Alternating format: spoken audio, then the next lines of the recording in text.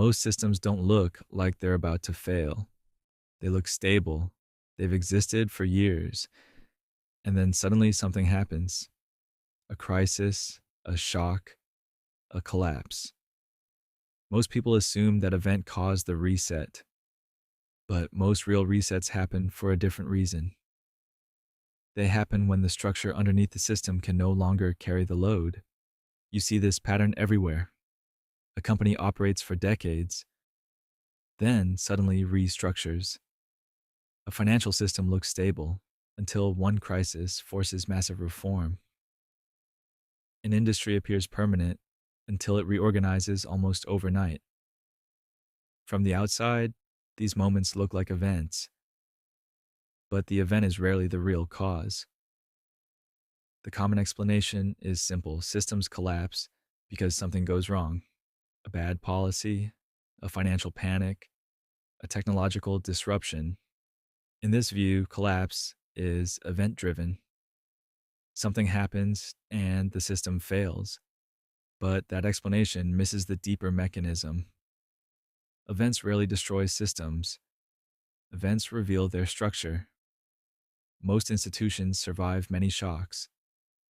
Recessions come and go, technologies change, policies fail, yet the system continues until eventually the pressure inside the system becomes larger than the architecture supporting it. Large systems survive because of their structure. Rules, institutions, and organizational frameworks distribute responsibility and stabilize behavior.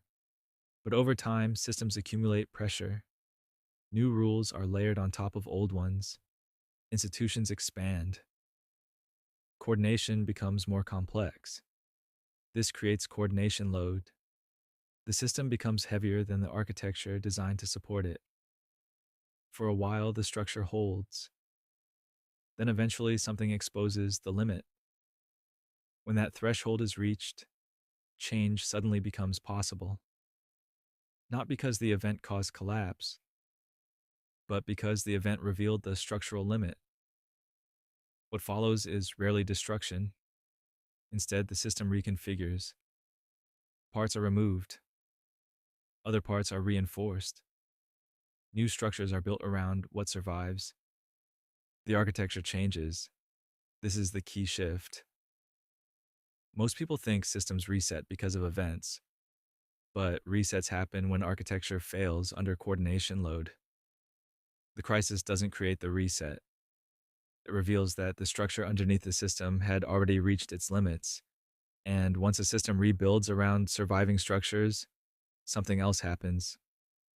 Recovery doesn't remove the pressure inside the system. In many cases, it simply rebuilds the same structural forces again.